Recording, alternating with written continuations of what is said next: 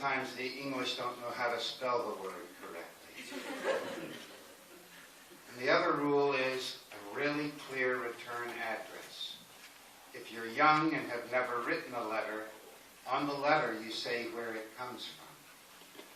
And that should be the most clear writing. I have never not answered a letter. I want you to hear me. And I'm caught up. I don't have a big stack of letters. I will get home late tomorrow, and before I go to bed, I will read every letter who has come in these 10 days. I will put them in the order that I will answer them.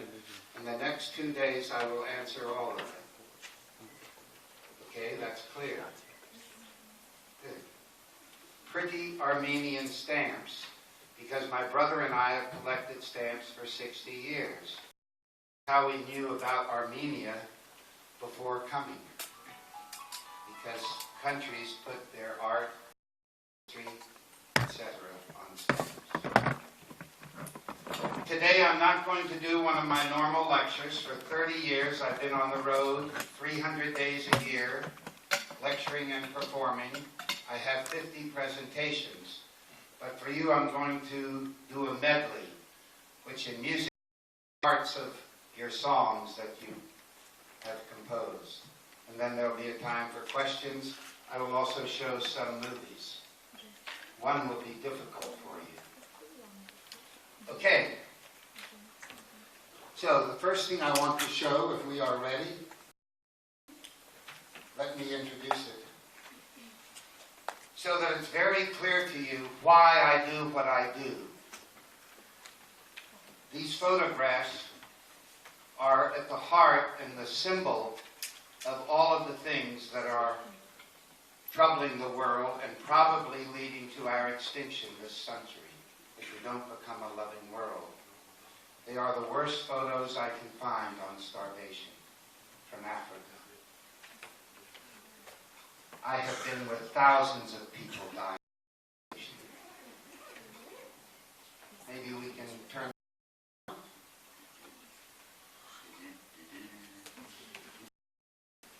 lights, camera, action, technology.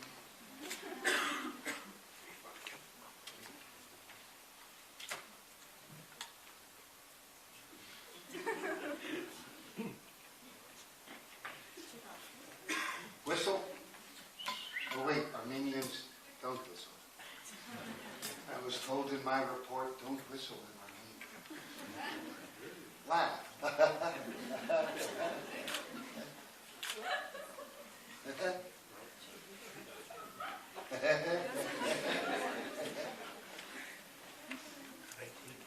Some of the guests didn't make it. May I ask a question? Yes. What was your going to celebrate your birthday? Your home? You know, I'm only home 70 days a year for 30 years. So most of the time I'm somewhere on my birthday. The world for the perfect woman for me. And Susan and I will spend my birthday together. Kissy, kissy, huggy, huggy. We have been wild political activists for peace and justice for a really long time. So we should long life and happiness. At 70, I've already had a long life. But because I've taken very good care of myself, I have yet to be sick as an adult. So if you've got a sickness and can give it to me. It seems that we are having a technical problem. It doesn't open. But this, Is that Okay. the only this CD? one, yes. That CD might be. It showed 2 days ago, we showed it. Right click, open with. Is there a person 15 in the room? Okay, you play with it. When they come, we'll interrupt. Okay, I'm going to come down here because I like to see your faces. Can we have the lights?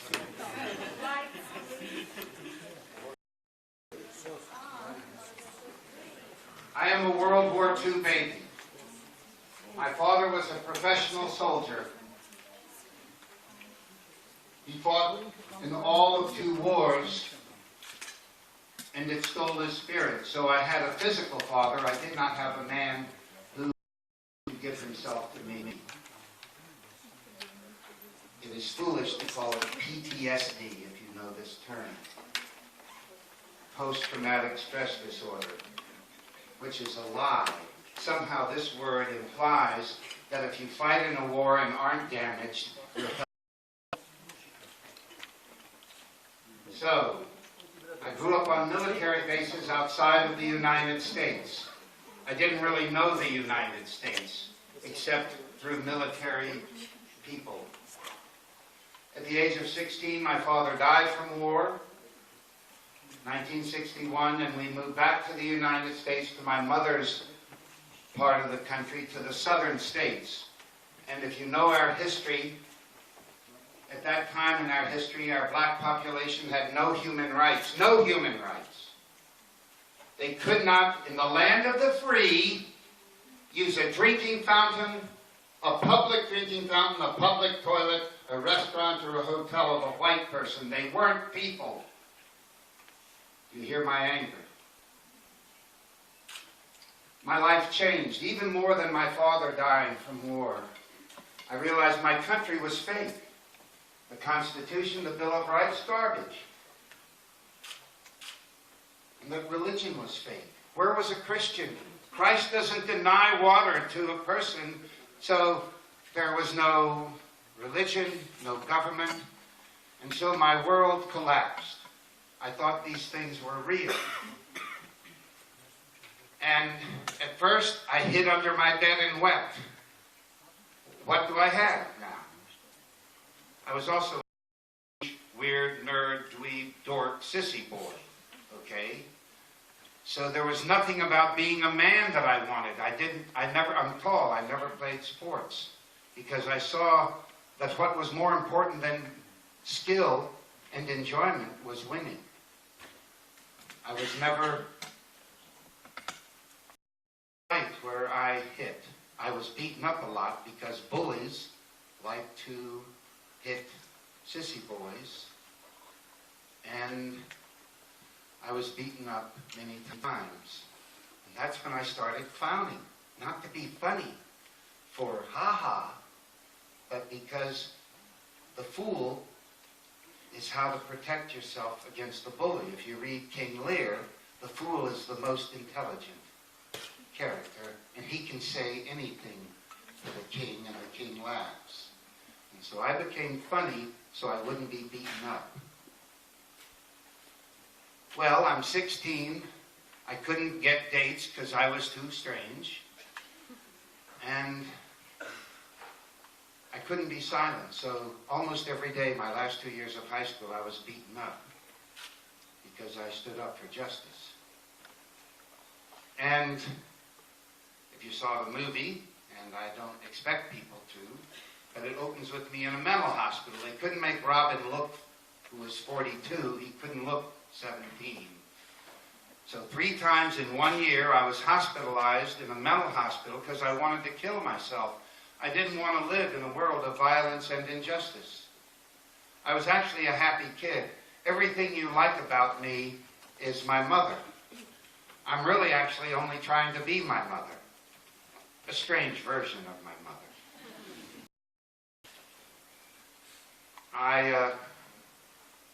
My mother gave me everything but revolution. And so, between my second and third hospital, I was present in Washington, D.C., the most famous speech of my lifetime, Martin Luther King's I Have a Dream speech. I have a dream! It was about all people walking in peace. And there were 1 million people, and I found my tribe, pacifists. Safety. I still needed one more hospital. I was young and a slow learner.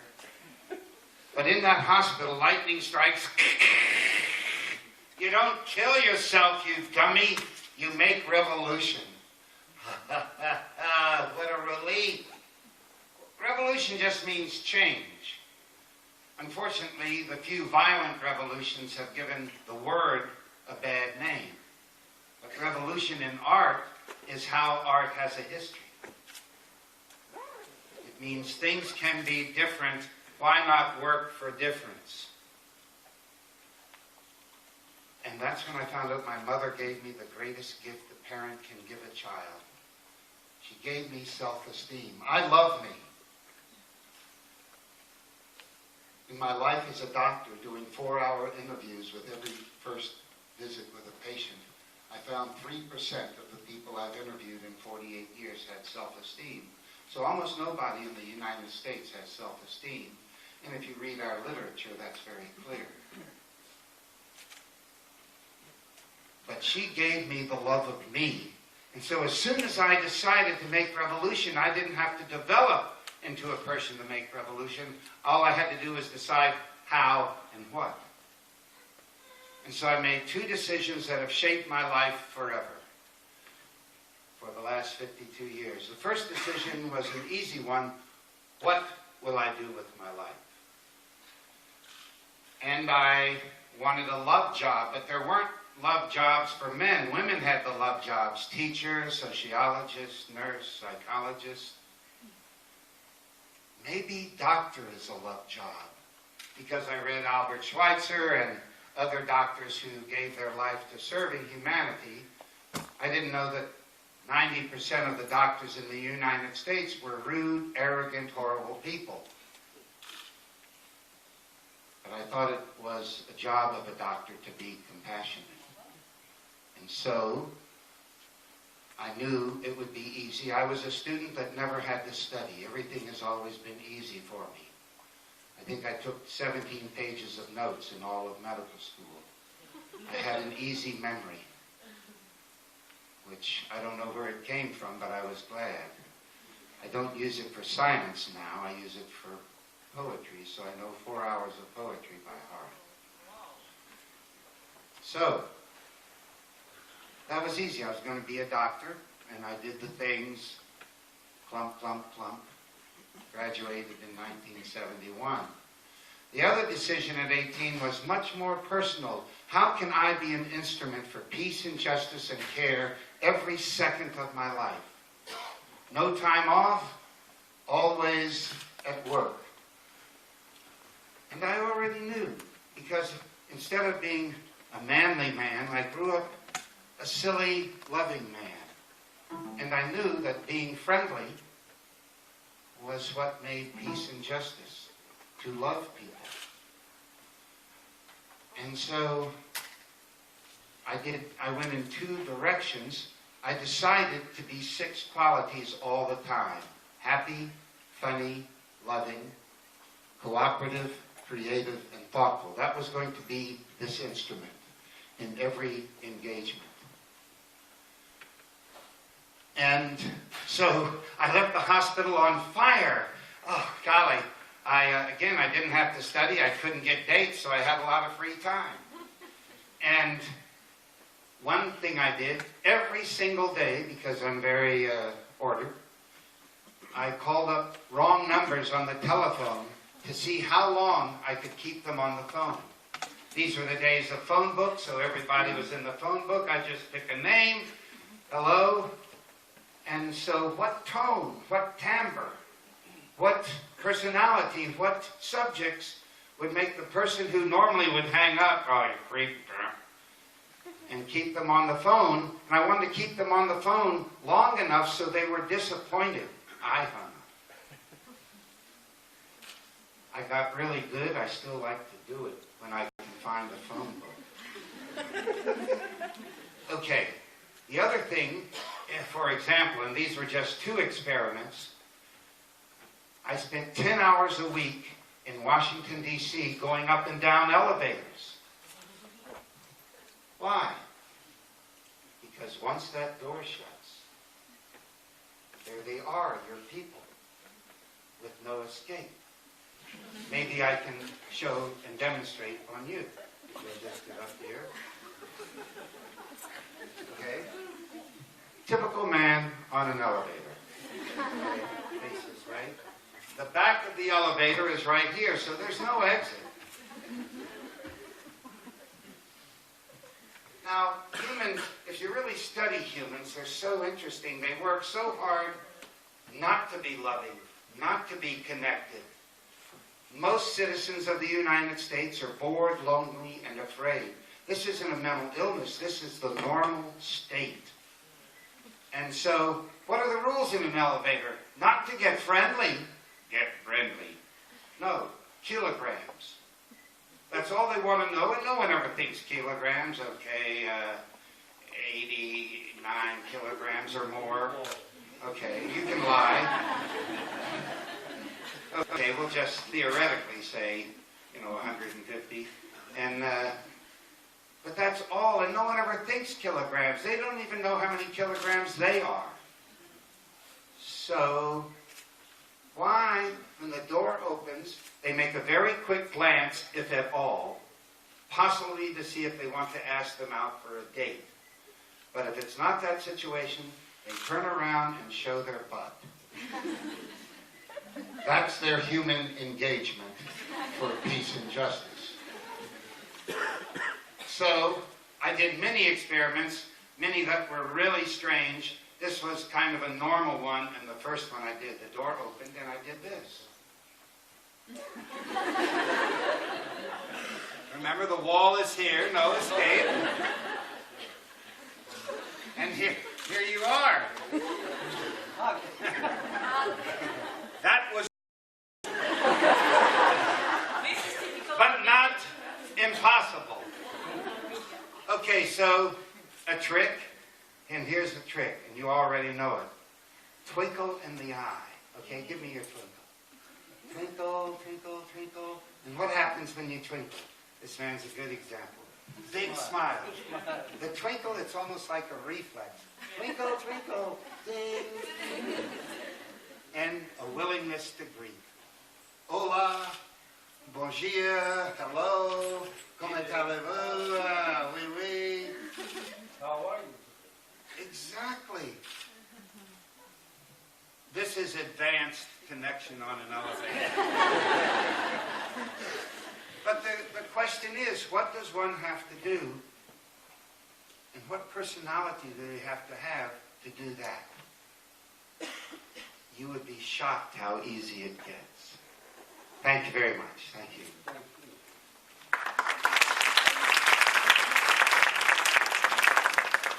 So between the 4 years before I went to medical school, I did experiment after experiment after experiment of falling in love with humanity, and I found that they were all mine. They were all my cousins. And I did one other direction, and this is what in English we call a nerd. I'm a bookworm. Since I was 18, I read at least 100 books a year. Half of them are the great literature of the world. I am an addict of the great literature. The other half were books to understand.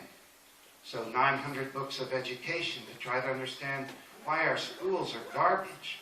We don't have education in the United States. We want to make compliant, non-resisting consumers. We don't want any students to graduate with any intelligence. So 18% of the high school graduates are functionally illiterate.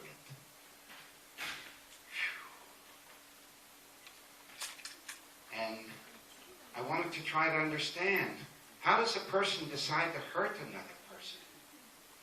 Inconceivable to me, who never wanted to hurt anybody. How do wars happen?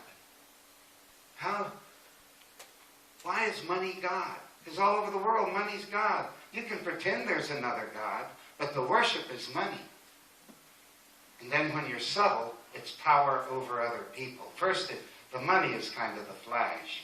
It's power over other people that particularly my gender loves. Just look at the history of women who in history did not get the right to vote in the world, so there were no women citizens until 1890. New Zealand.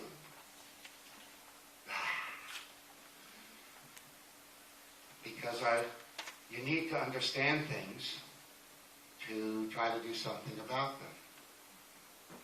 Okay, So I go to medical school and instantly see that 95% of my professors were embarrassments. I was embarrassed to be with them because if my mother taught me one thing, you do never, ever be rude to another human being. You never make them feel small. You never, ever do that. And 95% of my professors, I apologized for. No medical school in the world teaches compassion. And I thought the practice of medicine was the practice of compassion. And it was very quick that I learned that our medical system is really just a vulgar, greedy business, the number one vulgar, greedy business in the United States. The number one reason why families lose their home to a medical bill. That it was all about business. You order tests not to help the patient, but because you own the machine. And there were so many things wrong about my education that that's where I decided that what I wanted to do was to make a hospital that addressed every problem of the way care was delivered. That as the answer to the problem, but to show that answers are possible, because you have no idea even slow the of the cost of health care. So I designed a hospital that eliminates 90% of the cost. And of course it wasn't because about it, because all over the world healthcare is unhealthy. There's not a happy hospital in the world. The environment is frenetic, tense, unhappy, unloving, and that's where they try to do healing. It's kind of funny. So when I graduated in 1971, I started our hospital, which is called the Gesundheit Institute. I'm leaving my first book about it here at the university. And clearly, the first thing was easy. Free for everybody. Not free for poor people. And it wasn't really free for people. We wanted to eliminate the idea of debt in the medical interaction. That we never wanted any patient to feel that they owed something, but because they were poor it was free. We wanted to know and be excited that they belong to something called community, because we have lost community in the United States. Community now is only geography, not connection and safety. Okay, that was easy. And then if you look behind the cost of care, people who can afford care pay huge sums of money. So a person who doesn't make very much money, who's afraid to have a big medical bill, can spend $14,000 a year on medical insurance when they make $25,000 a year. To a company that there's never been a positive article or book about an insurance company. And that's what you're giving $14,000, 60% of your income to. And also now, the insurance companies tell doctors what to do because they don't want to pay out any money. And so that's easy. Don't have anything to do with insurance. So we've never had anything to do with public or private insurance. In the United States, if you make a mistake, even if it's an honest mistake, people want to sue you for malpractice. Many doctors pay over $100,000 a year just on malpractice insurance. And the truth is, even if you're the greatest expert in the world on a disease, you can never know before a treatment the effect of your treatment. You can hope, you can have an impression, you can have read 5,000 articles on the disease, and still this patient will show you the result of your treatment. And so it's more of an art than a science, and that you will make mistakes, and you need that right to make a mistake. So we are the only hospital in the United States refusing to carry malpractice insurance. And we make many mistakes. A really complicated issue is time with patients. I correspond with medical students from 120 countries, and I've never had a positive letter from a student about what they're learning. The loudest scream is more time with patients. You learn so much. In the United States, 7.8 minutes for the first visit. You can't even know the most boring baby in 7.8 minutes. But that's business. In Spain. And so I said, I'm going to do what I want. So my first visit was hours. Because it's not a business for me. I want to have a fabulous experience with each patient. And I want to really know a patient. So I ask every question sensitive to life. There's nothing about your privacy, most intimate moments, nothing about your relationship to any of the people in your life or your work that I don't ask the most private questions. And the trick about being a doctor, if they sense you trust, they can trust you and care about you, they'll tell you everything. And I visited every home of a patient. Because whatever you think you can learn in a room, just imagine me in your house or apartment. And I look at everything. Under the bed, in the closet. Is that a journal? Can I just take a few looks at your journal? Personal letters. Because I want to know the patient. And I also want to have the patient be comfortable. Because mental illness has such a stranglehold on the United States, it's actually hard to find someone mentally healthy. And so I want to try to figure out what I need to do or work with the patient to have them love their life, to love people, to have friends. Spending that kind of time with people, I told you already, 3% had self-esteem, less than 5% had any idea what a day-to-day vitality for life was about. The normal adult citizen didn't like themselves, didn't like their marriage, didn't like their job, and that wasn't why they were coming to the doctor. That's normal. I also found out that almost no one worked to be healthy. Okay, I will be 70 in a couple of days. For years I have been very regular with aerobics and yoga. So I can dance hours to fast rock and roll. Where in the United States, a lot of people, they hit 30 and they start saying, oh, I'm just...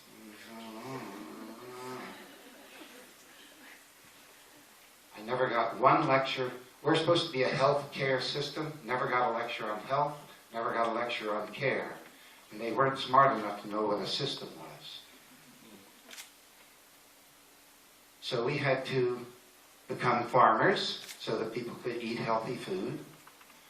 And you can't just say, okay, we want you on this exercise program, eating these foods. Cut the crap, doc, give me a pill, is the normal patient. And so, an easy trick to tell you, how did we trick them into aerobics?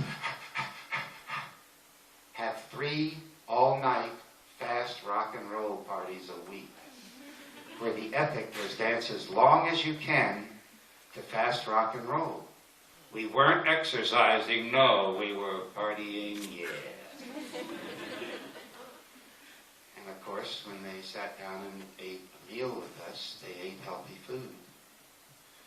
And at our hospital, it was a farm, it was a community.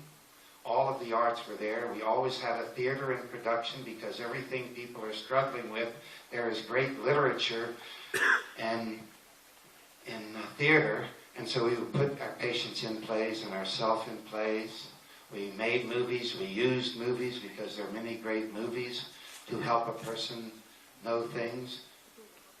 We were painting, we were dancing, doing theater. So it was an artist colony.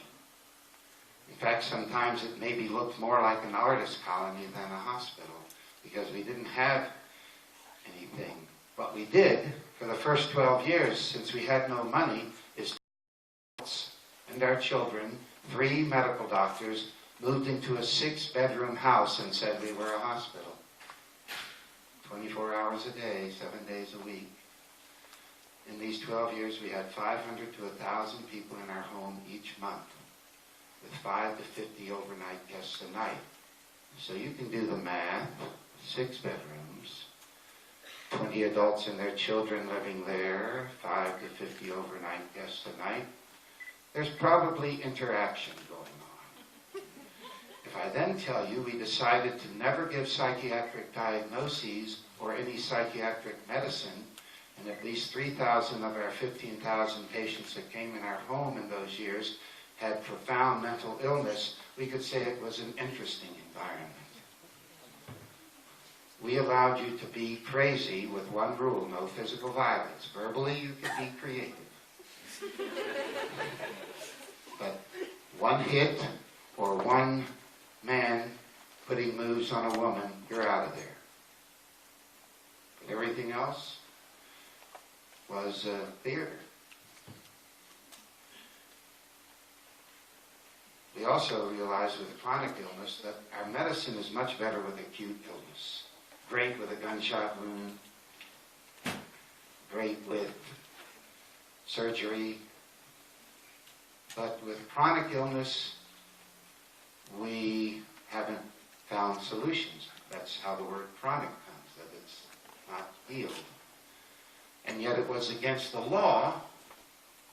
All of complementary alternative integrative medicine was against the law except chiropractic, which is great, but the doctors told us chiropractic was a bunch of whackery.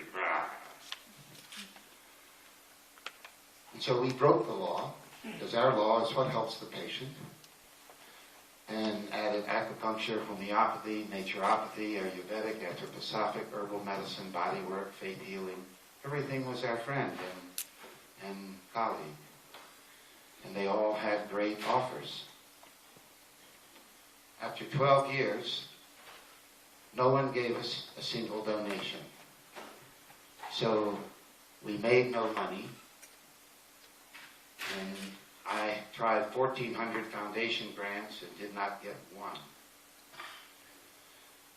Our staff had to work outside jobs to pay to practice medicine. So for 44 years, I paid to be a doctor.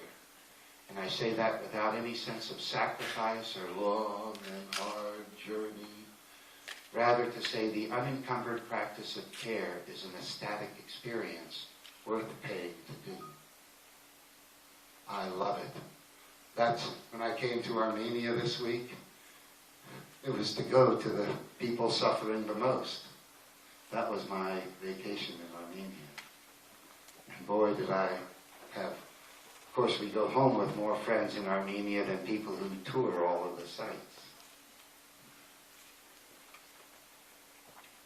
But politically, it was much more important to us to build the hospital we had designed to show medicine, because it's not just expensive in the U.S., it's expensive everywhere. Too expensive. All of the companies, the pharmaceutical companies, have the highest profit margins of any companies in the world, for example. And the hospital we designed was a hospital in the poorest state, West Virginia. All of the permanent staff to live there as a communal eco-village, because the smartest thing I ever did was to be a real communist, to live together and share everything. Everyone will make the same salary, so the cleaning person who might make $20,000 out there, and the surgeon who might make $2 million a year, everyone gets $300 a month. We wanted the salary so low that it scared people. Why are they doing it? It's not the money. Now, in these 44 years since graduation, it's very clear that the worst disease affecting us is our environment. In our unbelievable ignorance, we are destroying our environment to such a degree that we will soon find out we've gone too far and we will become extinct. I've read 2,000 books on the environment. We're in trouble. I don't think it's too late, so I'm going to be an optimist and go, let's work, baby. We need to work everywhere, though, so let's work in Armenia. We eliminate 85% of our environmental footprint by all living together. So instead of 120 people each needing a car, maybe we need 15 cars instead of 120. Maybe we need 8 cars. We don't know yet. So at 12 years, I realized that we have to raise money. Hospitals are expensive. What sells in the United States? Certainly nothing intelligent. Fame. And the nightmare of all nightmares, for me, since I haven't watched a television show in 35 years, is being famous. But I knew I had to become famous. So a big article came out in 1985, and actually 84, and it went in almost every city. It was syndicated and went in most of the big cities. And that's why I've been on the road now 300 days a year for these 30 years in 80 countries because people, I guess, need something interesting to hear. So I started lecturing, and as I said, I have 50 theater shows, workshops, and lectures. I've done as many as 11 in a day. I do maybe 30, 40 universities a year and many other things. Within 1 year, I was feeling a deep absence in my life. I need to be with suffering. I need to actually touch it and to be with it. But I couldn't. And of course, it was Ronald Reagan years. And so we said, let's go love the Russian people, which loving your enemy is basic peace work. So we started our first clown trip to the Soviet Union. This year will be the 31st year of that trip because we've fallen in love with our friends. We brought many of them here on this trip.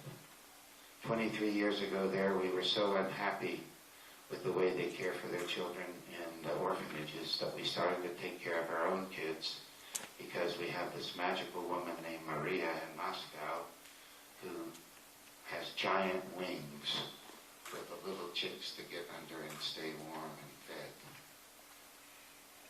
And then we said, what the hell, let's take clowns into war, that sucks. So 5 times we've gone right into the thick of war with love. And we started to go to refugee camps and to major disasters in the world to really to be love, since clowning is a trick to get love close. Now, because of our work, clowns are going in hospitals in 120 countries. Then the movie came out, 1998. My speaking fees went way up because I was real famous. And so we were able to do a lot more work. We started to build clinics and schools in poor country. I could give one lecture and build a whole clinic in a poor country. I could either buy a Mercedes or build a clinic for people. And that's where I am today, because I still have not had the funding for the hospital. When I started in 71, I thought we would be built by 75. I never have had one discouraging moment. When you work for love, you just go forward, as mothers have done throughout history, no matter how badly behaved men have been, and they have been horribly, badly behaved to women from the beginning of history. I estimate 85% of men are dangerous to women. So we just keep working. I think I'm really near. And so my children laugh at me. One of them is on this trip. But I feel really confident that we're going to have this hospital soon. And the nice thing about it taking so long is we're active in 40 countries, and we get to come to Armenia and have a lot of fun. I'm a clown that is a doctor, not a doctor that is a clown.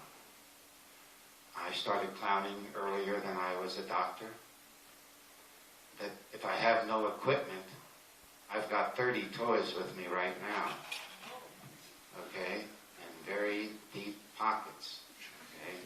Look at that. Piles of toys and lots of trouble. I will give you one example of it.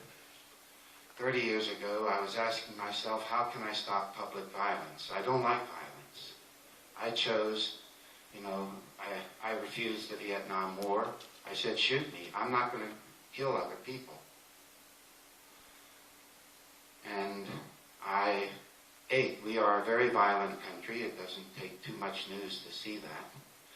There's a huge amount of violence to women and children, a huge amount of killing. We are the #1 imprisoning nation. We are the #1 mass murdering terrorist nation. I apologize. It hurts me. But if you walk through your day, you turn the corner in a grocery store, there's a parent and child fighting.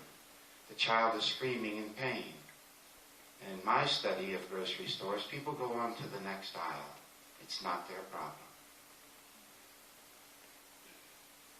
Or at night, you're in a parking lot after a movie, and there a man throws a woman against the car. Can you and people walk right by.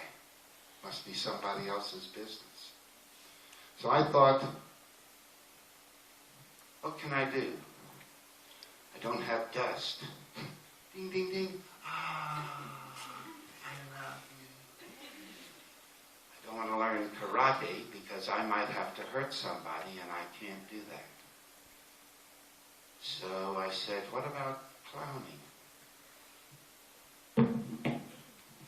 So 30 years ago, I decided to only wear clown clothes because I never know when it's going to happen. And I want to be ready.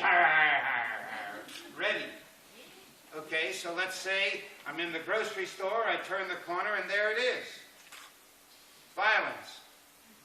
I back up and do kind of the superhero thing, I, like Superman, I change into my superhero costume, I pull up my legs like this, I pull up my pants like this. And for 25 years, I would reach in this pocket, pull out a nose, put it on, and it stopped the fight 100% of the time. Okay? 5 years ago, I went high technology with what I call the triple threat. You're supposed to go, ooh. Notice the convenience in this pocket. Triple means 3. Triple threat item number 1. Oh my God.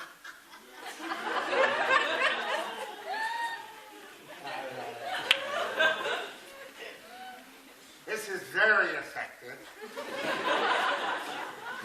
I have to tell you, I've used it all over Armenia, and the Armenian people, they love it. Triple threat item number 2.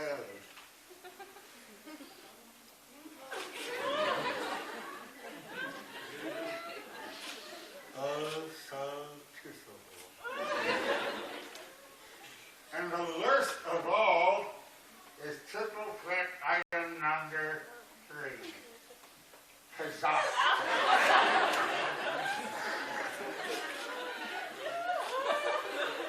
Now, I don't think that there is an intelligent explanation.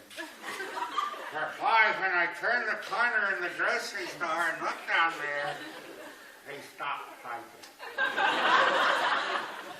Maybe some graduate student would like to study why. I just know it works. And it works for the man who throws his girlfriend against the car if I just go stand next to him.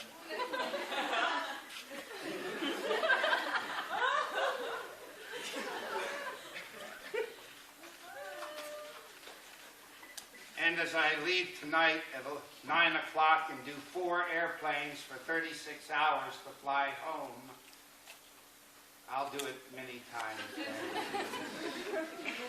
Because if it makes you laugh this much, when do you not want to do it? So it can be, you can see, if you really study people, you can see suffering. So you can see suffering everywhere you go. And fun is out there. Did we fix the technology thing? Yes. Okay. And so we can show the pictures. The first picture. Yes.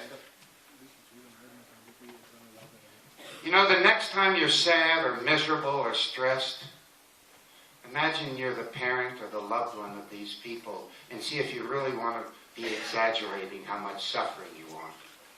Oh, wait, no, wrong one. No, not this. That's later. La. Maybe while they're working on that, it's not a video. Ah, here it is. The day you die of starvation, you have no muscle mass, so you can't move. You can't use your voice box, so you make this sound.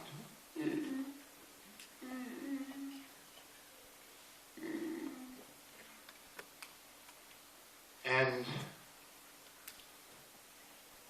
if you want to wonder why I call women most all of my heroes, a mother who in 2 days buries 2 of her children from starvation, she doesn't have time to be sad.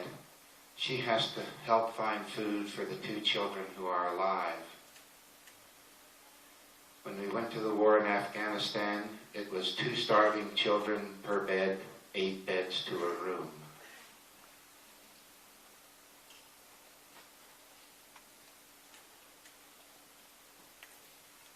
So this is why I work every day, because I believe it can be stopped. Okay. The next one is the one from Arequipa. And don't push it, let me introduce it. I love to clown in institutions. I'm sure, 4,000 hospitals, 2,000 orphanages, several thousand homes, many mental hospitals, prisons. In Trinidad, I clowned for 5 men who were hung the next day for capital crimes. But I'd love to clown in public. I think one of the greatest clown events we had here in Armenia was when some of the clown team, yes, just hold it please. Oh wait, that's the wrong one. This is wrong. Yes, we want the one with the menu. Yeah.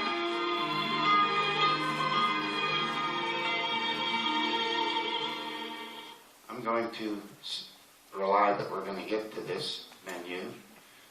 I love to clown in public. As I said, the wildest time I think a lot of the clowns had on our trip was when they would walk the streets and play with whoever's there, because it's such a mystery. And here I'm in a park in Arequipa, and when I'm clowning inside, I'm wondering, who is suffering? That's who I want to go to. I'm not entertainment. And so I was in this park for 20 minutes and I noticed a young woman in a wheelchair who never lifted her head from her knees. And I wondered why. On a beautiful sunny day in a Latin American park, so alive with music and people, why is her face on her knees? She could be sleeping, differential diagnosis. She could be orthopedically frozen in that position. I have been in institutions and seen bodies frozen that I cannot imagine it's possible. But I think more is the third reason, and that is that she is invisible.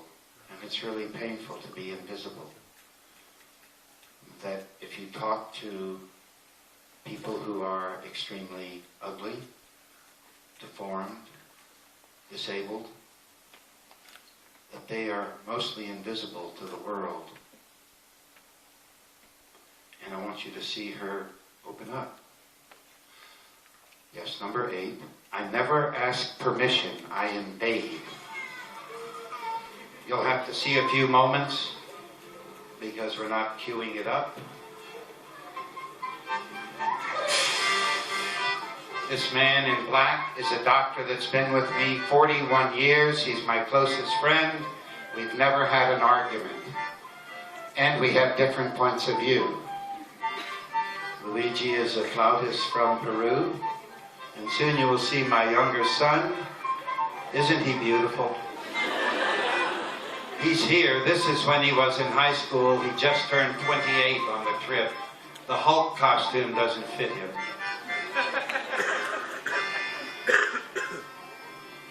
The time with Kathy was 45 minutes. And I want you to notice that no one else exists to me but Kathy. You notice, instantly I feel comfortable holding her and doing these things without asking permission. And this is where, if you've heard me say, clowning is a trick to get love close. I'm doing a clown neurological exam here. It's important to know I never care if they smile or laugh. That's never my interest. I care that I am engaged. Also, it's important to know that I have no idea what I'm doing. That I'm just not afraid to be unknowing. And that no, I'll just keep trying something until I see something happen. I'm sure you know it would be very hard to do this in a business suit in a park.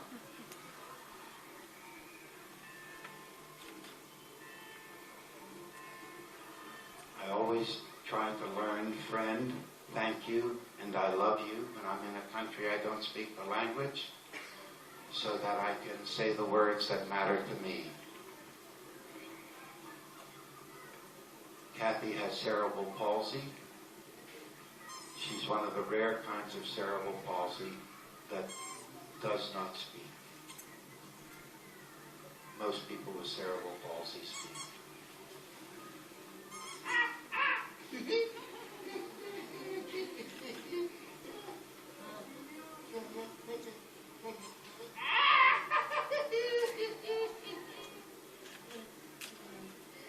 Another difficulty with particularly people with neurological problems is doing something socially unacceptable.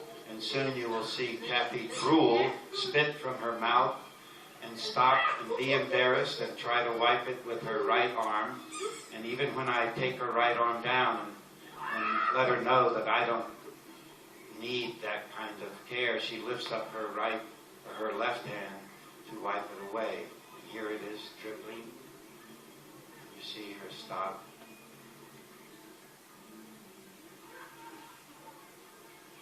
I, of course, let her know that I love drool, and drool is particularly good for cotton shirts.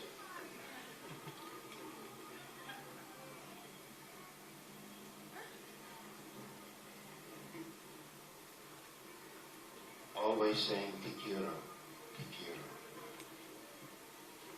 I love you. Also caressing. Most of the visits I did here in Armenia were with one person for the hour, hour and a half. I asked them to take me to the most difficult situations. Oh, like this, like this, like this.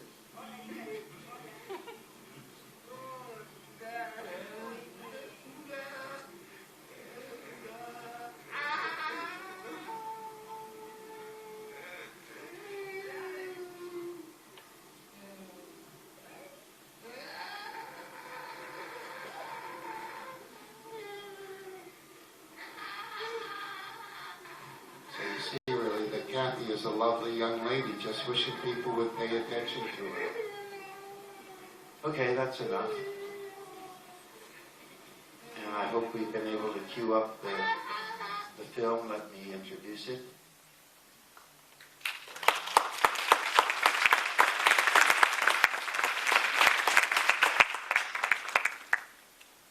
feel in the United States like German citizen must have felt in 1937. You heard me say our country is the #1 murderer globally. It's good business. We murdered 2 million Iraqi people for business. And the largest anti-war movement in history happened before we invaded Iraq. It was all over the world, many millions of people. And we went into Afghanistan 6 months after the war started. The city of Rome, Italy, gave me the money to bring clowns, and I asked for clowns from all 6 continents to make a gesture of all the world. And I said, I can't go to a country that is starving to death and you not give us food.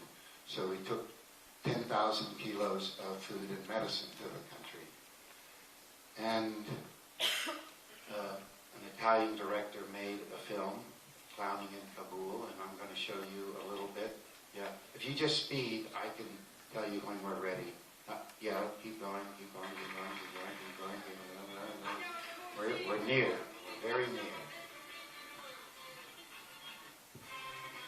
My brother was on the trip, and several of the people here in Armenia were also on this trip. Yeah, this is good. Okay, can we turn off all the lights? You can see the detail better.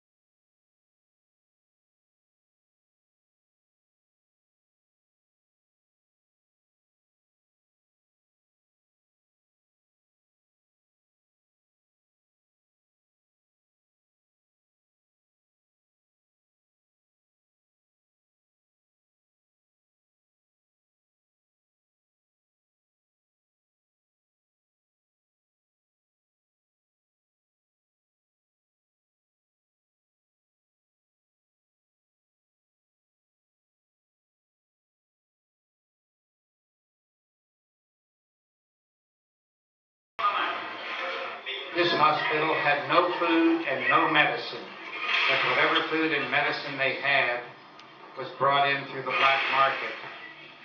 And so 5 weeks after we left, I engineered bringing 30,000 kilos of food and medicine to the hospital.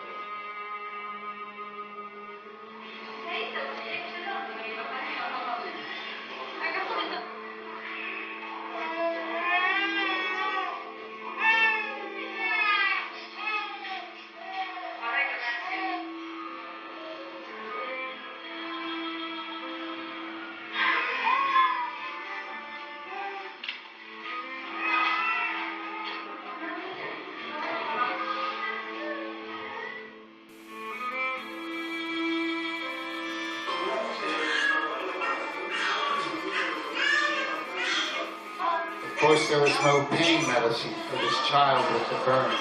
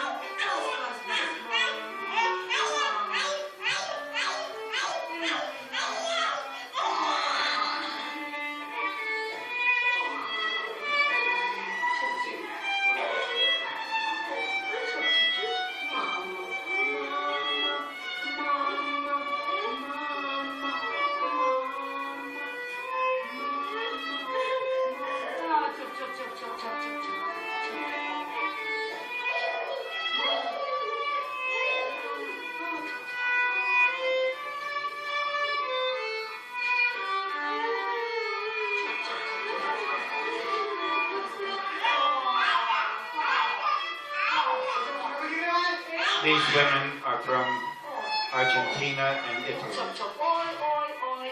Oi, oi, oi. Oi, oi, oi. Bas, bas, bas. Bas, bas, bas. Bas, bas, bas. Oi, oi, oi. Oi, oi, oi. Bas, bas, bas. Finito, finito. Finito, finito. Bas.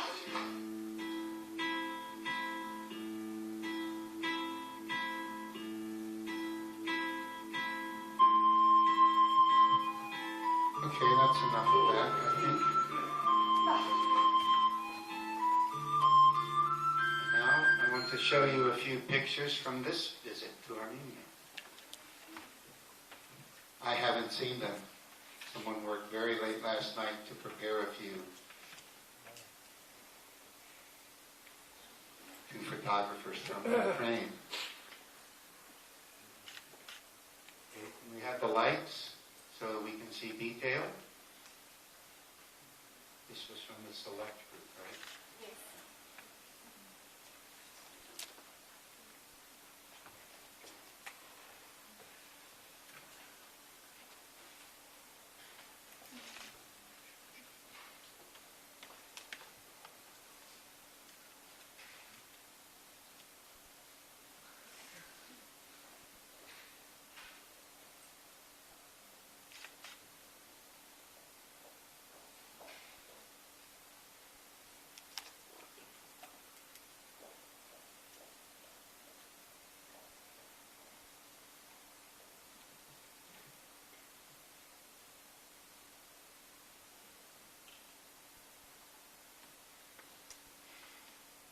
Okay, I think that's enough.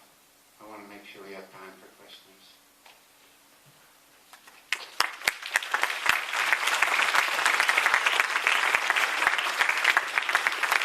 Before the questions, I can tell you if you go to our website, that's where my address is, patchadams.org. I don't know how to get to our website. But your grandchildren know if you don't know. And it has my address, so you can write me. It also has the trips that we go on. Everyone is welcome on our trips. We've taken 150 trips. We've taken ages 3 to 88. Everyone pays their own way. And you need no experience. You can be the most boring Armenian. And in a clown costume, you're going to look good.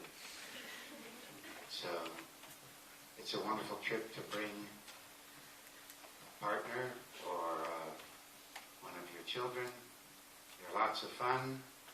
Most of the people, of the nearly 30 people we had on this trip, 3 had clown training. The rest were all people who love to love people. And clowning is stupid, you know, as easy to do. Okay. I have no privacy, so you can ask any question you want or make any comment. You don't have to like me. If you don't ask questions, I recite poetry. Yeah. Yes, ma'am. Before that, here is the mic, and you can use it. Thank you. Are you going to teach our doctors to treat us like you do? Well, I think each person decides who they're going to be. Loving is not taught in a single school in the world, K through 12. The most important thing in life is ignored. That each person has to decide to be loving to their people, to their religion, to their color, to their age, to their whatever it is. So if the doctors wanted it, I know Ruben, who brought us here, he talked last night in an enthusiastic way of us coming back. Or, as I said, now there are clowns going in hospitals in 120 countries, so it would be easy to get teachers. Usually, and this would not be our style, it's bring in a clown rather than the staff become clownish. But I would certainly like that to happen, and many doctors who have gone on trips with us become clowns in their hospitals. So far, they thought, well, if we bring clowns from the outside, we don't have to do it. Anyone can do it. I estimate I've been at 10,000 deathbeds as a clown. Maybe you'll be the pioneer. Get her picture. Please be curious. Okay, you're next. Is there anything in your life that you regret doing? Thank you.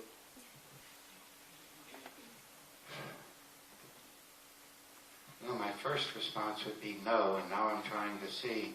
I think other people regretted that I did it. You know, I'm a political person, so in the United States, I feel obligated in every audience to tell them that we are the #1 mass murdering country. And I get about 10 to 12 death threats a year because some people don't like those kind of comments. I feel more ethically obligated. And when I do bad, before we came to Armenia, we had a sheet of do's and don'ts in Armenia. Okay, I didn't obey. It won't surprise anybody, and the one thing funny in every country to more people than any other thing, and I have tested, is farting. I'm sorry, I wish it was something a little more intelligent. But I have equipment. And if Armenians laughing is any indication, Armenians love farting. I'm sorry. Please don't put this in the media. Patch Adams, Armenians love farting. You know, I don't want to hurt anybody, so the closest thing I think of regret might be when you accidentally do something. You might, because I'm in so many people's lives, I might say something that they wished I'd said it some other way, and I'm very happy to apologize, but I don't. I'd have to know what you regret to know if I've done some of that. But I've not, since I was 18, I feel that I've exactly made myself in every minute by living from intention. I will be loving, I will be happy and funny and creative and cooperative. So I mostly focus on what's my performance in this moment of those qualities. Many people have regretted what I've done, particularly politically. You know, I want to end violence, and I'm in the #1 killing nation. Yes, sir. Oh, wait, I promised her. Okay, you're next, Mesha. I was worried no one was going to ask questions. Is someone, oh, you have the mic. Wow. Thank you for today. Is there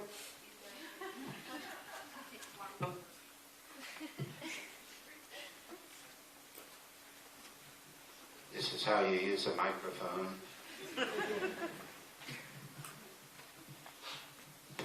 This is how you use free microphones. Is there a person, a soulmate, a best friend who can spend hours with you? Like you give therapy to everyone. Is there a person who can give a therapy to you? And what happens to you when you are sad and down if this happens?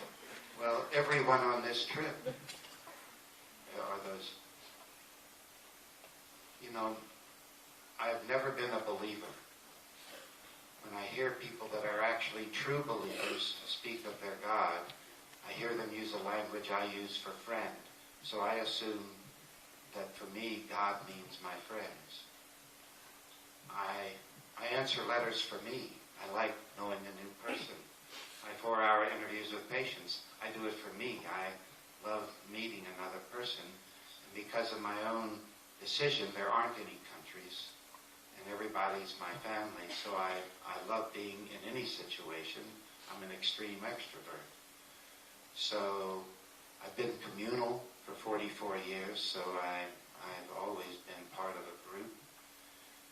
And I collect people. I've collected some here. It's interesting, and at the other talk I gave at a school, the most powerful part of it was a young student there, and she's from Bari, Italy. And we were clowning in the same room together, and here is this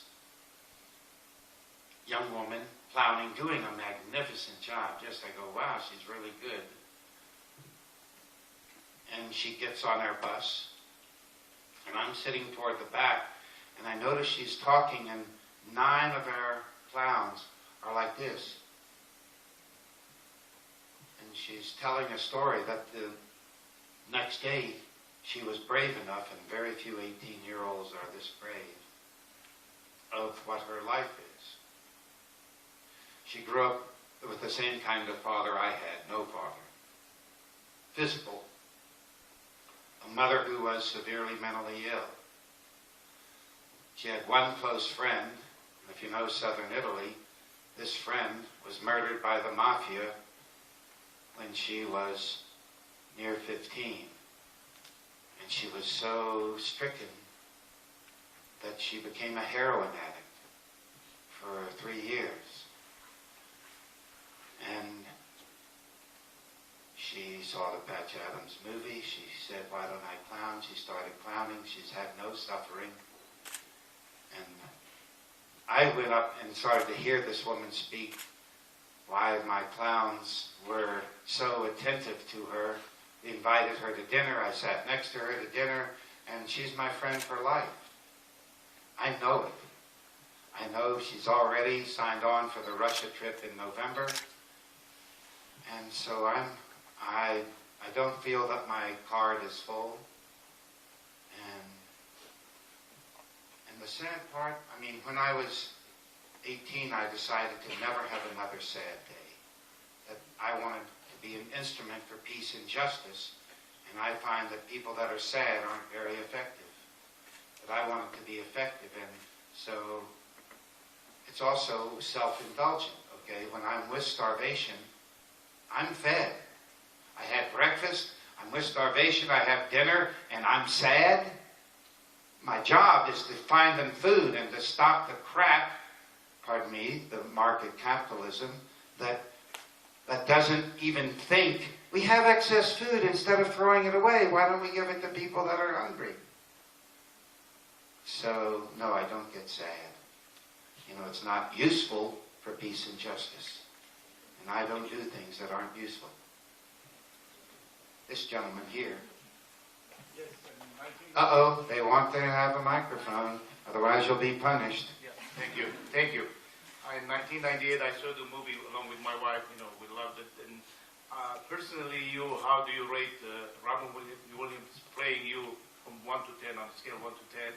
And how the movie got funded? I mean, did your organization get any financial aid from the movie proceeds? That's my question. The writer of the movie, on a scale of 1 to 10, was 1/2. He had no books in his house. He was a joke writer. So first I was embarrassed that a movie with my name on it never mentions peace and justice. How can it be me? What sells in Hollywood movies anyway is violence and humor. So the only time love gets in a movie is through humor. And so they didn't care about that. They cared about selling tickets. When I made the contract, I wrote my first book. It's now here in your library. I wrote my first book, and it got very big reviews, and so I was contacted by Hollywood, and in the meeting with the heads of Universal, they told me that they would build our hospital. And the movie made $500 million, and they didn't give me $10, which shouldn't surprise anyone if you study capitalism. That's it. Well, it's reality, okay? It doesn't serve it to be sad to me, it's reality. And so at first I was embarrassed by the movie. In the same year that movie came out, a great director and actor in Italy did the movie Life is Beautiful, La Vita Bella, which for me is an intelligent of the same message. And so for 14 years I didn't watch it, and what happened in those years is I got 70,000 letters from people who say, I saw that movie when I was in high school, and now I'm a doctor doing free medicine in Africa. And I have 70,000 of letters like that. School teachers writing me, when I have a rough day at the office, I put the movie in, watch 10 minutes, and I'm feeling better. And so I watched the movie a year ago in Montreal, and I forgave it. Because anything that has this kind of consequence, I can't condemn, because it's a consequence I want. I'm, being an intellectual, I know the difference between a movie that's fluff and a movie that will live with literature. And, my library doesn't have any John Grisham, but it has the complete works of huge numbers of writers you would know if I mentioned their names. And the same is true with movies. And Patch Adams is not that movie, but it is a movie. And so I try to understand, why does a movie that is a typical Hollywood movie formula, why was it a huge movie all over the world? And why now clowns in 120 hospitals? And I think it's because love is never taught in any school, compassion in no medical school, and no news has anything to do really with good news. Good news is that your football team wins. And the idea that a school teacher makes less money than a footballer is an insult to the future.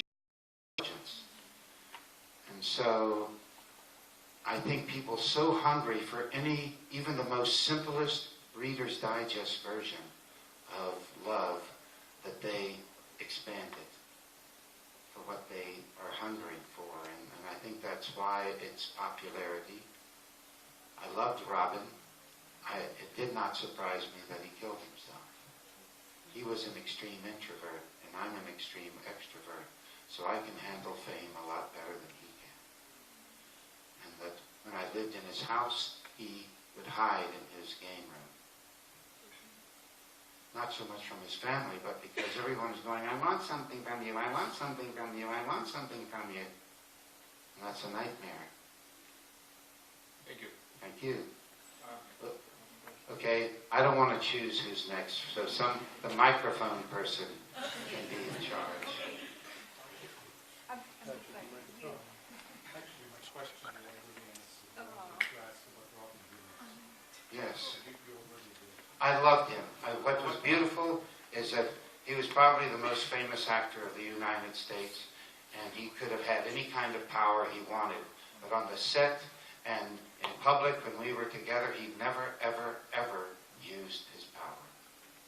That when there was stress on the set, he would go from his introvert to being his extroverted, masterful joke maker and keep everything laughing. And I never saw him act like he deserved to be respected or to, he never did it. I ache that his life was so complicated by then that he wasn't able to open a door to a new friend. Because I was there knocking. Do you know that he was having troubles that he had at the end? I read troubles, so yes. Yes, it was obvious. The next question came from. Okay? Hi, thank you so much for everything. I'm very happy I'm here. I will be brief because this is not really a personal question, but I was wondering if you had the pleasure to meet or know of the San Raffaele Foundation in Italy. The what foundation? San Raffaele. Because most of the things you said about lack of education and medical school formation and the fact that medicine is an art, I've only heard from one man before. And it was Don Luigi Verze who founded my high school to compensate for this lack of sort of humanities and medical sciences getting together to then create this type of doctors that really see the human being as You know, I've lectured in Italy maybe 150 times. This is why I'm asking perhaps you And I've heard but not met. He unfortunately passed away, but I'm just so impressed to meet someone like you who has got so much in common with the man who's found the most incredible, I find, foundation in education. I just think that it would be you don't need any more inspiration, surely, but he'd actually achieved to found a medical school with his idea. And after that, he thought, well, we also need secondary education in the same idea. So he's built this tiny empire that is now growing. And I just wanted you to know of this, because he's also written books. So this is not really a question, but I just wanted to tell you about this, because I think that you could benefit from knowing of this great man who's... Right, and I'd like you to hear me. Those ideas look interesting or are special in men. They're normal and regular in women. Okay? Thank you. You're describing a feminist way of being. And that in every orphanage I've been in, over 2,000, I've never seen a male worker. That every problem in history is due to men. There's no problem in history due to women. That no country was ever safe to its women. And that the qualities that you're talking about, every mother knows unless she's damaged. She knows them really well, even on the third day of being a mother for the first time. And so I appreciate that some men find it out. I found it out because of my mother. She showed me. My father showed me nothing except never to go to war. And he didn't say it, he showed it. You understand what I'm saying? That women have been shouting for what he and I are talking about from the beginning of time. Just men who are seduced by money and power over others know that love is really bad business. Really bad business. And next time you're in Milan, can you see it? You know, last year I did 11 cities in 12 days in Italy, and then in October I did 6 cities in 7 days, and then in March 6 cities in 7 days, and so Italy and we have a romance. Some of my favorite were on this trip. The next question. Thank you very much for your very inspiring speech. You've been speaking about yourself as being a political person, although for an audience here, it sounds a bit odd how a health clown or a clown doctor could be political, because normally we believe that being political is a very special thing, you know, and especially with curing and healing people, you can't possibly be political. Okay, from your speech we understood the points or political views that you have.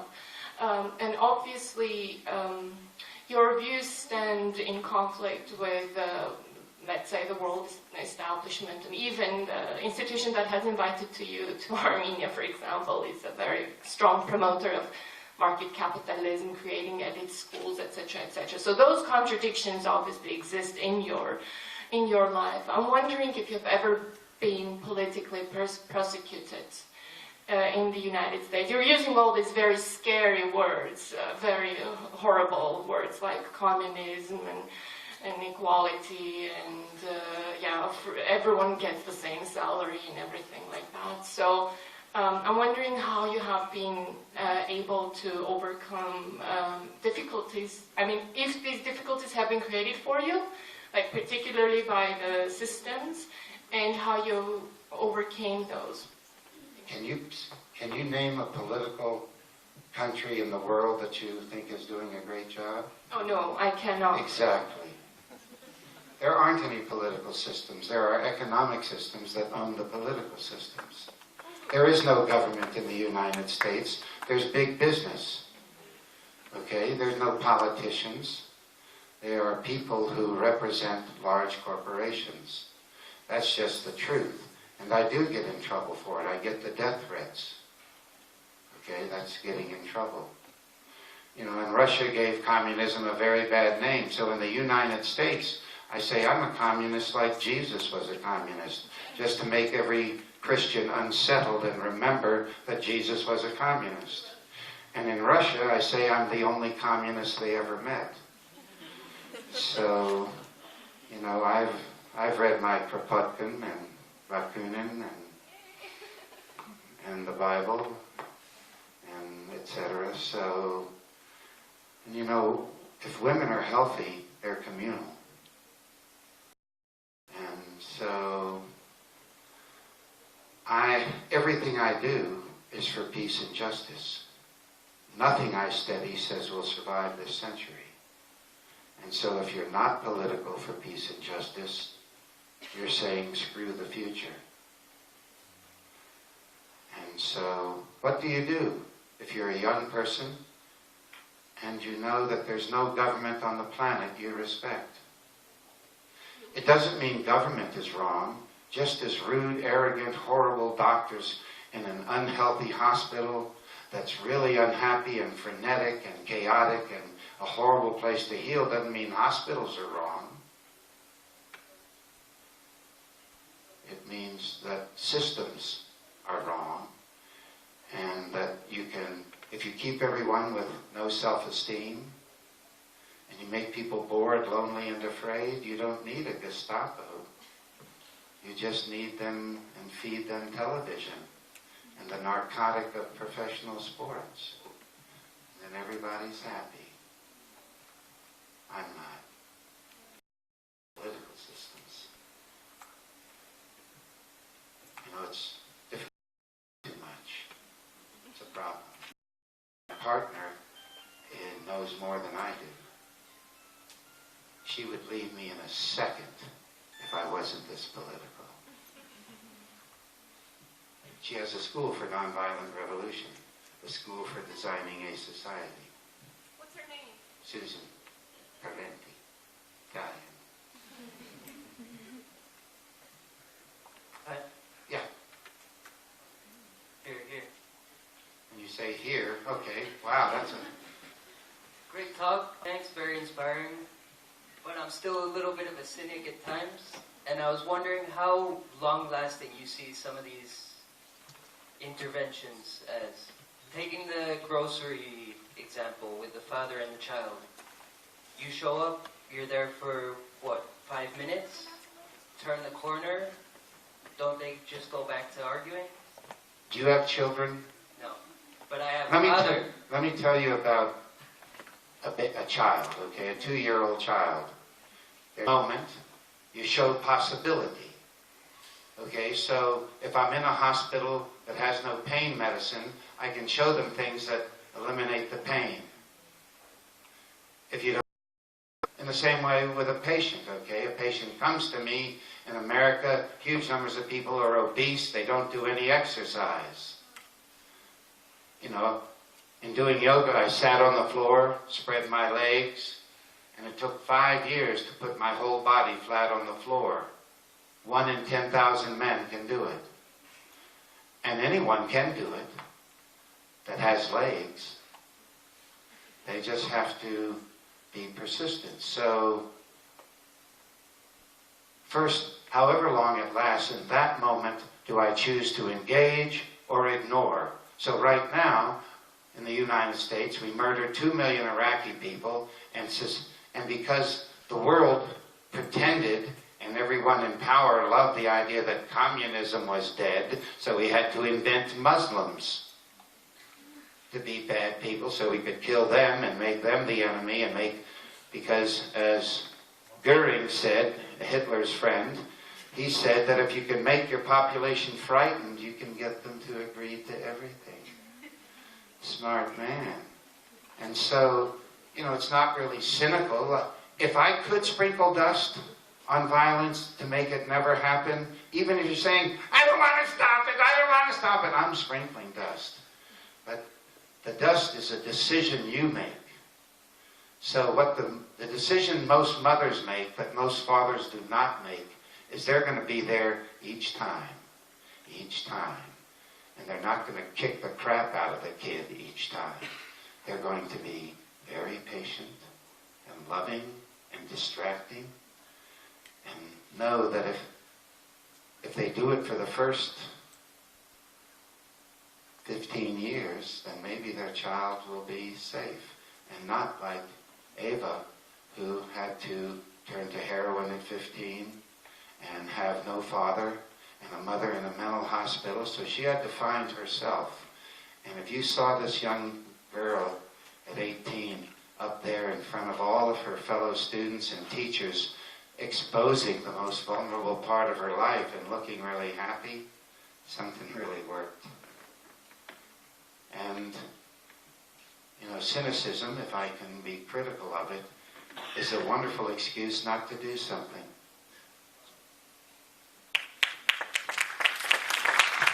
Hello. I have one question. Similarities with Kurt Vonnegut, who is my favorite writer. I just wonder if... Such an interesting writer. I read him when I was younger than you. And I have every one of his books. His son is a doctor. I've corresponded with him. And in his later years, he became quite cynical, if you read his later writings. Because if you read his early writings, he was desperately, through the great arts, to say, pay attention, do something, make a change. Slaughterhouse-Five is certainly a good example of that. Cat's Cradle. It's much easier to have people answer your letters if you're famous. So I've become close to a lot of people I wanted to come close to a lot easier since the movie. Shamelessly. And I was sorry how he became real cynical at the end, that humanity wasn't going to save itself. And I could do that same thing, but as long as I think that we have a chance to make it, I'm not going to take any time off and offer myself to every audience and say, let's change it. It's so energizing to be a revolutionary for love. I promise you, I'm a 2 to 5 hour a night sleeper. I'm really healthy. And if you just every day are consciously putting a wonderful effort for love, you're going to see results. And the more and the longer you do it, the more results you're going to see. So the woman, Maria, who first became our playmates, and then we introduced her to clowning. She went in orphanages. She heard the hurt and the pain of the orphanages, and then in a 2-room house with several children, took 12 children in. They were stealing from her all these things, and now she's famous in the world for dealing with orphans.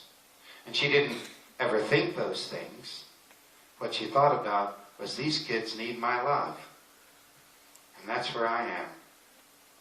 Yesterday, in a place that I think only deals with people diagnosed with autism, I had an experience with a young woman that I thought was maybe as deep of any experience I've ever had with a patient on the road.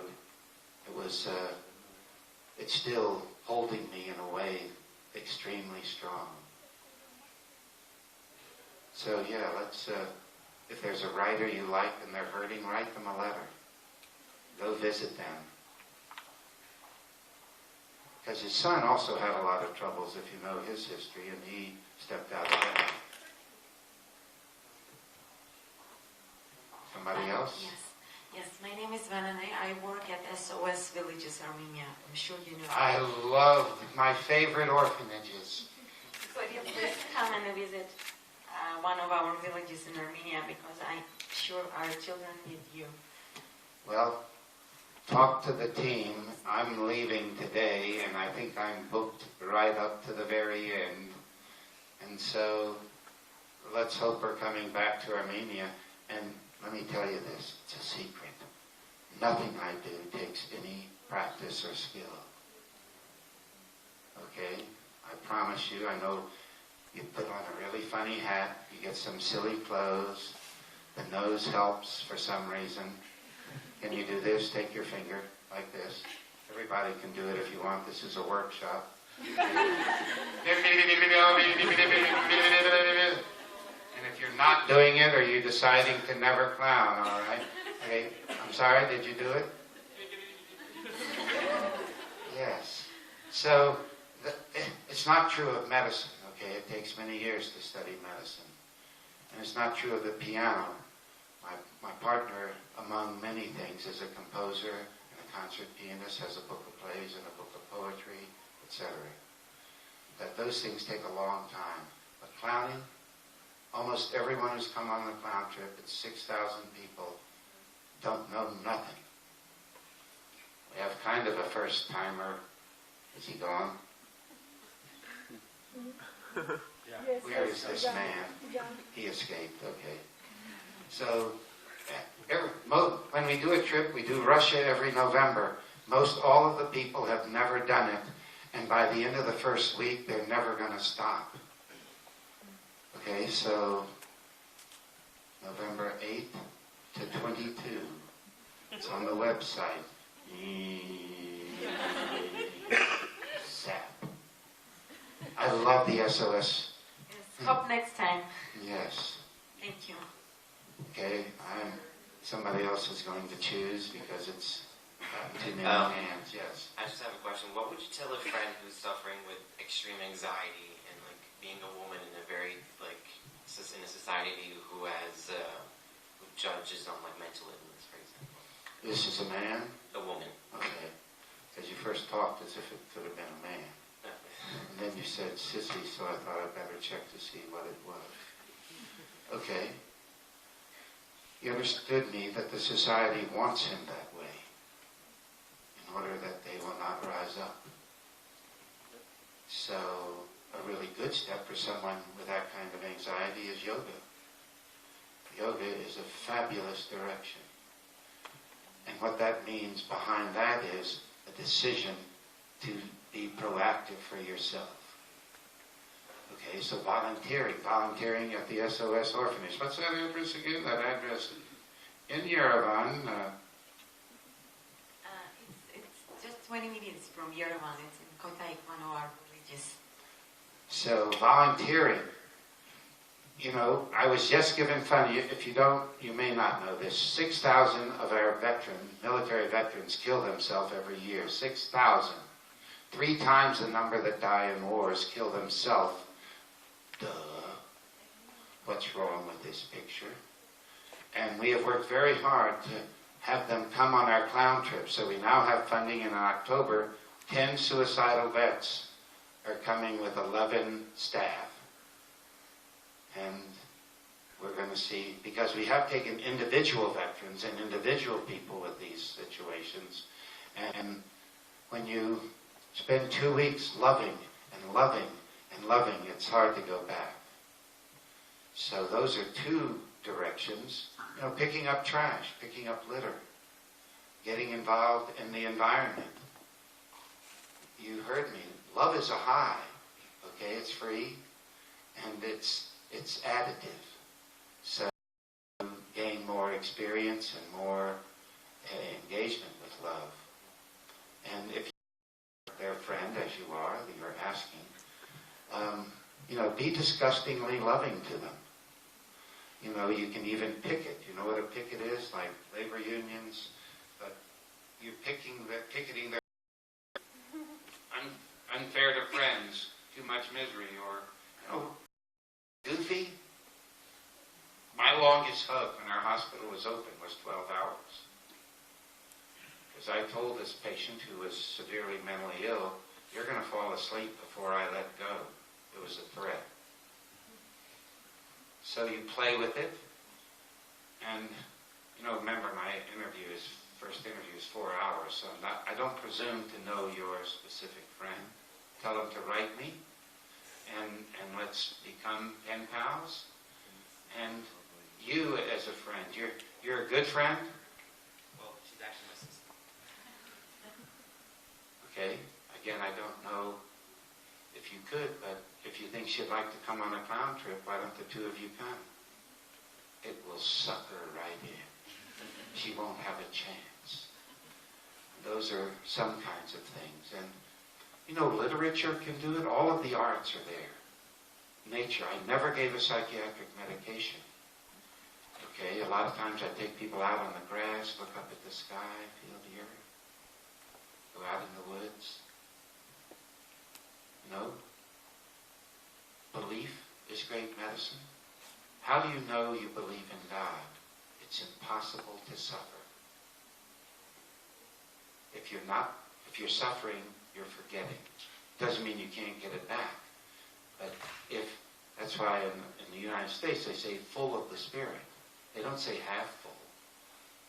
When you're full of the Spirit, that's what's so nice about God. It's free, and all you have to do is say, yeah, I'm there.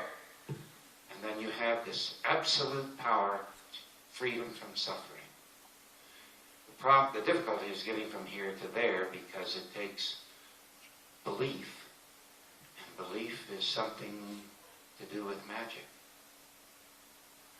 And so that's why all over the States, George Bush called himself a Christian. He was a mass murdering devil. Excuse me, as have all the other presidents been. So, real faith, that's why exercise is great. Having a relationship with nature, whether it's a pet, which probably does more psychiatric medicine than any other thing in the world is a pet. A dog, a cat, a bird, a snake, a tarantula. Some people have pet tarantulas. And all of the arts. Why do I know 4 hours of poetry? You want a killer poem? Can I make you suffer through it'll be a short poem, okay? Or should I give you, the poet who's most influenced me is Walt Whitman. He's, for me, the greatest American poet. But I'll give you a short poem by an American woman who's in her 80s. And this is her poem, Wild Geese. This is for your sister. You don't have to be good. You don't have to walk on your knees for 100 miles through the desert, repenting. You only have to let the soft animal of your body love what it loves. Tell me about despair, yours, and I will tell you mine. Meanwhile, the world goes on. Meanwhile, the sun and the clear pebbles of the rain are moving across the landscapes, over the prairies and the deep trees, the mountains and the rivers. Meanwhile, the wild geese high in the clear blue air are heading home again. Whoever you are, no matter how lonely, the world offers itself to your imagination. Calls to you like the wild geese, harsh and excited, over and over, announcing your place in the family of things.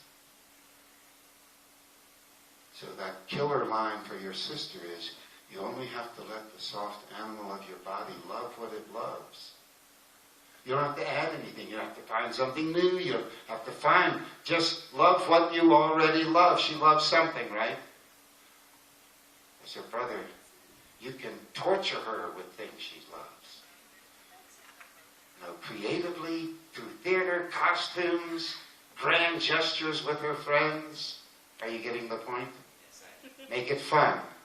Don't make it tough. Maybe this will work. Be disgustingly happy, playful, engaging. Talk to her friends. November 8th through 22.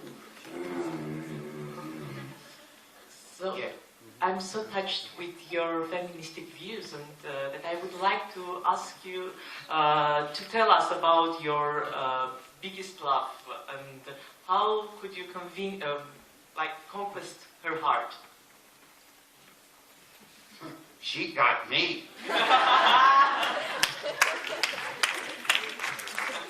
Okay. I was married to a wonderful woman, not the right person for me. I have 2 beautiful children.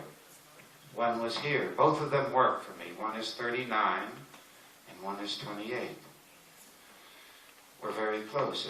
And their mother, Linda, was a wonderful woman, but she just, since we get no education in love, we have no intelligence how to choose a right combination, because I've gone all over the world and rarely found any country whose psychologists or sociologists or people who were thinking thought more than 5% of the marriages in the country were healthy.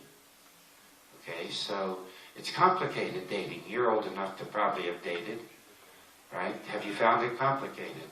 No. No, then you must have either decided never to do it or you lucked out. No, just I'm going to do that. Oh, you're going to? Okay, great. Somehow. I understand. Once, perhaps, that will happen. So,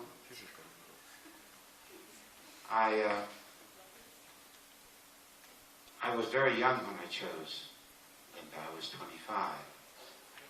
And from the time I met her, we lived very intensely. I mean, the first 5 years, we almost never went to bed without patients in our bedroom. Our commune was very dense. And again, she's a wonderful woman. But I didn't know that in choosing a partner, it's really important that you know what you have to have, a short list, minus 6 things, and you do not get a partner that doesn't have them. And everything else you're relaxed about. Okay? So my partner, different than my ex-wife was from Scandinavia. She grew up in a family that when they had problems, they processed by themselves. They didn't talk it out. They also, the Scandinavians aren't famous for affectionate, where the Italians are well known for affection. And Susan's in my intensity. So my ex-wife didn't want to talk about things. She wanted to process by herself. So I would never know actually what she's thinking. And she wasn't used to affection. And the way my mother was to me, I know I want to give a lot of affection and receive a lot of affection. So those are 2 things on my list. And not only did I learn that from my experience with Linda, but remember, I'm having 4-hour interviews with everybody. And most people want to talk about their relationships. And everything confirmed this thing, that it's really important to know what you have to have, everything else you're relaxed about, but do not partner with someone who doesn't have those things. And another recommendation I made, in case you're looking for a recommendation, is if you love them, unless you're ethically against what they want, why aren't you doing everything they want? Dummy. So if when you come home, they want 1 shoe on the refrigerator and 1 shoe in the closet, you're there. And so when I entered the relationship with Susan, I had a lot more intelligence because I'd been studying it for 22 years. And I knew exactly what I was looking for. And I couldn't believe this woman. Just to brag, her PhD is in music composition. She is a new music composer, which means atonal music like Schoenberg. Okay, so it can take her 5 years to compose a 12-minute 2-piano piece that takes 2 pianists 2 years to practice. She's a concert pianist. When I clown, she plays accordion. She has a book of poetry and a book of plays, is a tap dancer, a mosaic artist, and she started a school for revolution. I think of her as the smartest person I ever met. So every conversation we have is, I feel I grow. And one of the things on my list of 6 is I need a person who wants to be an activist every day, all day long. And if I stop being an activist for 2 days, she leaves me. I won't. But I'm saying this is how much it means to her.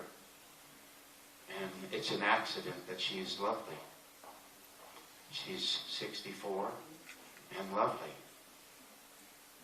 So when I've kept a daily journal every day for 44 years. I haven't missed a day, and they're very detailed. And when I go back to read the day I met her, I said, this is the best listener I ever met. She's scary how she listens. So don't ever say something you don't want her to remind you said it to her. I would suggest maybe having the last question. I know we can go on. I've had 6-hour Q&As. Okay, so if you decide... You know, why? I'm not here as a job, you understand. I'm here because I see no future for humanity in reality. Okay, so I'm here to infect your mind or to have you hate me. Those are the choices. So in some way, so I'll talk to my big cheese. A couple of more questions or last question? I certainly would rather have questions than lunch.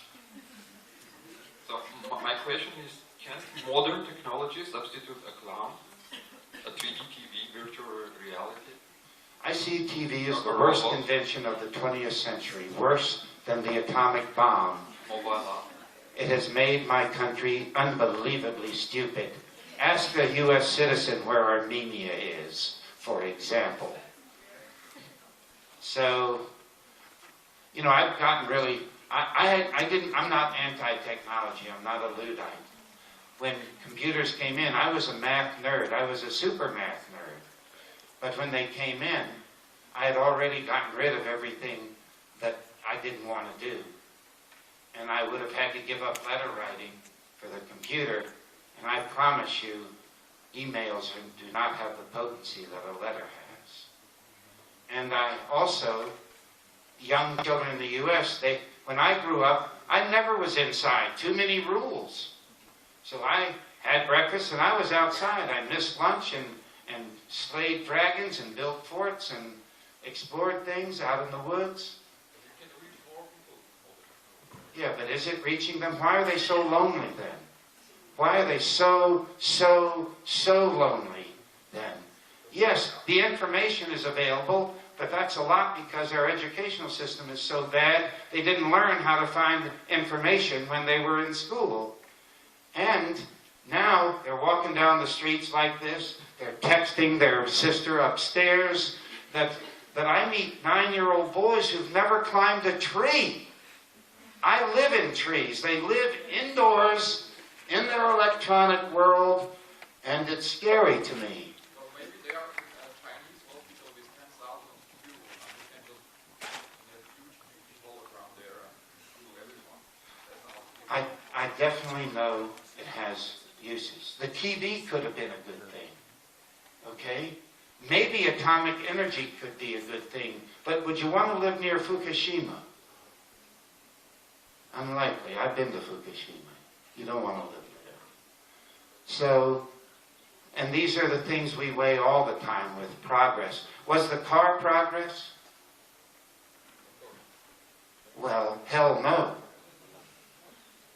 The car was saying, you know, the car took over our nature.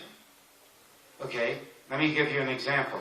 In the 19th century, if we'd thought of Sir Isaac Newton and gravity and wanted to get from the East Coast to the West Coast, we could have built a tower on the East Coast and slid to the base of the Appalachian Mountains. No energy, no fuel, no roads to destroy our nature. Then you build a tower and slide to the base of the Rocky Mountains, and then you build a tower and go to the West Coast. 3 towers, no energy, no destruction of nature. And I'm just saying that and the wars, how many wars are on oil? You know we have to get rid of the oil-dependent car, right? Are you aware that we cannot have a future? There will not be an oil-dependent car at the turn of the century if there are humans. The automobile has made it so easy. So we're not walking. In my country, almost everybody's fat. So with things that would be called progress. Okay, so we have cities of 20 million people and they're mostly lonely. So what happened? On a world of 7.5 billion people, how is anybody lonely? And yet most people in the United States are lonely.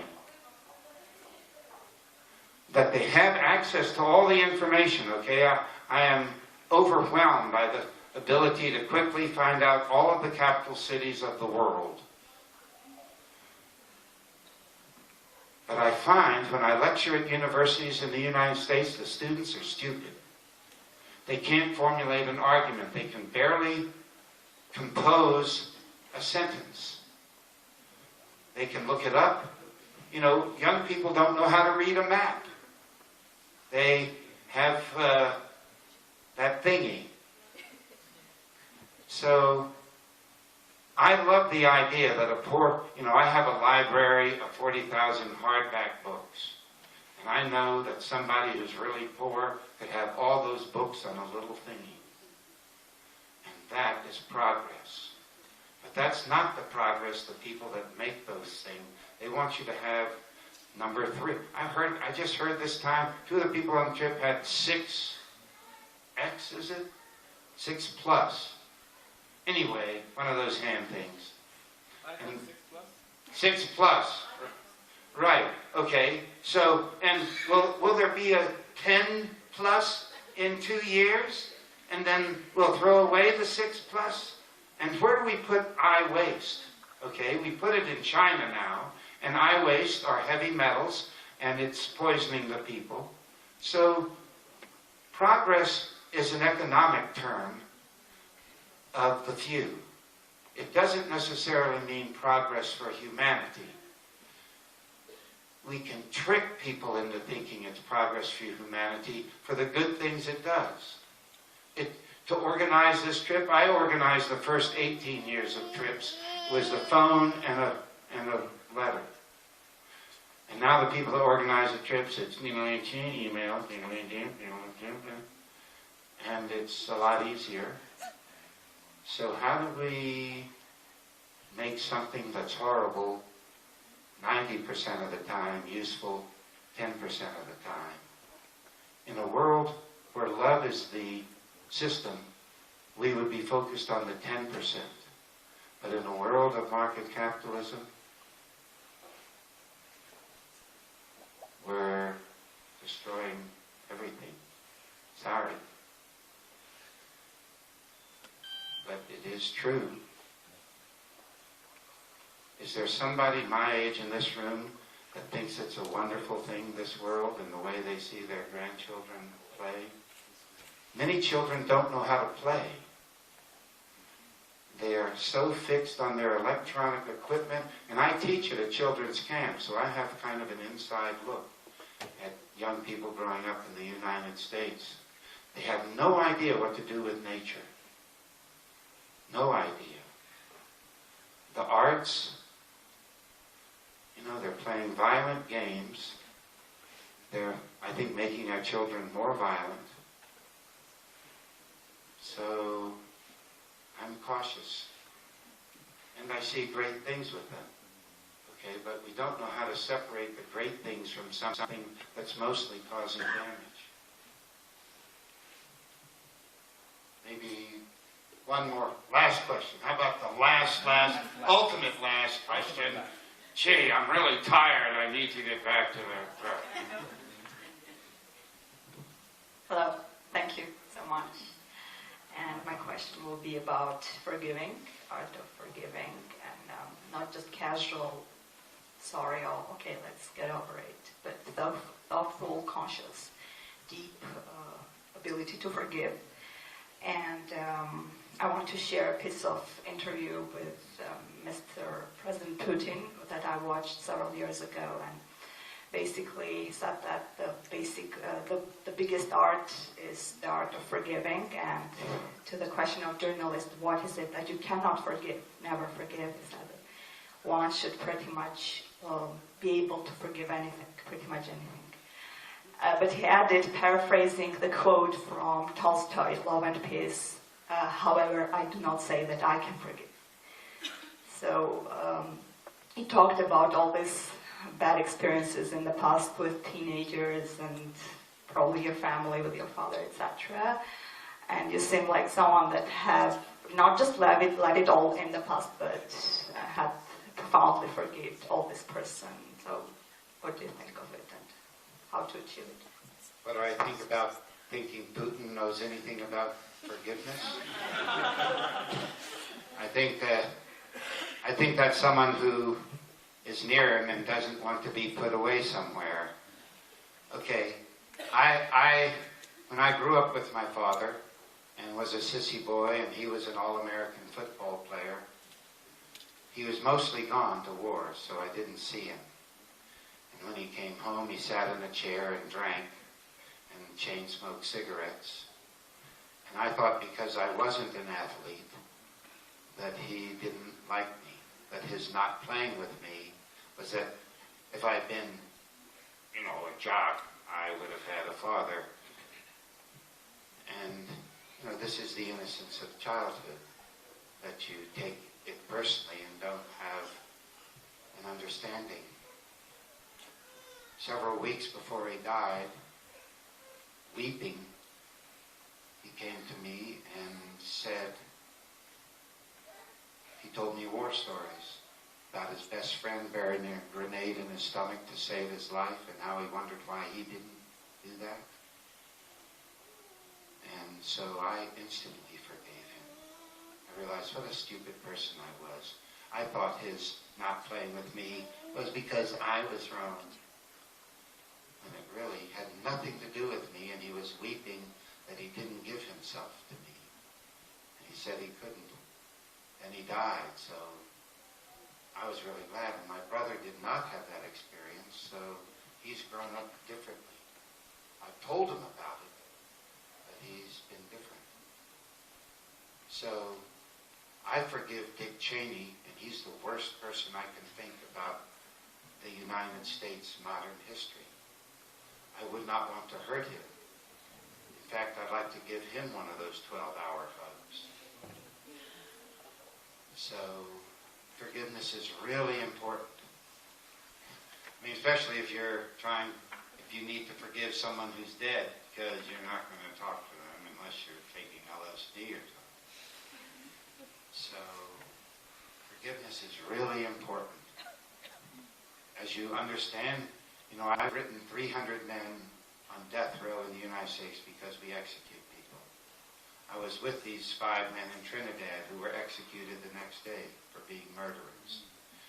And I was writing to these 300 murderers to try to understand what makes a murderer. Because no babies are murderers. You become a murderer.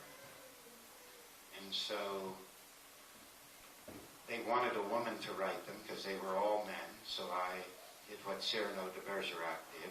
I had a woman write the letters. I wrote the words, and they would use their handwriting. And if they wanted a picture, if they wanted a blonde, I would send them a picture of a blonde, whatever they wanted that way. And I would find out. And none of them had my mother. You can't have my mother and ever want to hurt anybody. And I forgave them. If you saw the movie, there's one of my... They had to be a girlfriend. I apologize for your mother bringing you to this thing.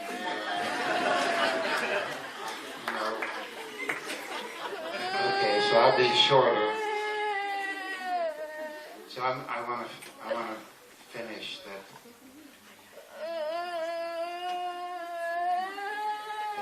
We need to forgive. We need to forgive our countries. We need to forgive the horrible things and understand that if we don't teach loving, how are we going to know loving? What we teach is murder and violence and stealing. That's what we teach. That's what the television teaches. And the television is more interesting to the students than intelligence. So we need to forgive and to change things.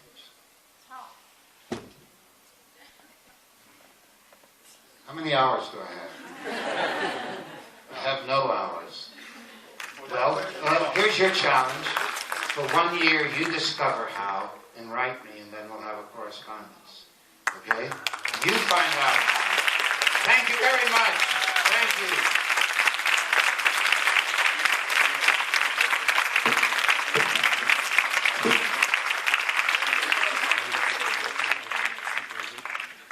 Okay, if we're going to do a group picture, you have to agree to make the face I show you.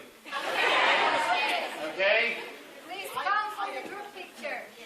And these are my two books. I'm putting them in the library.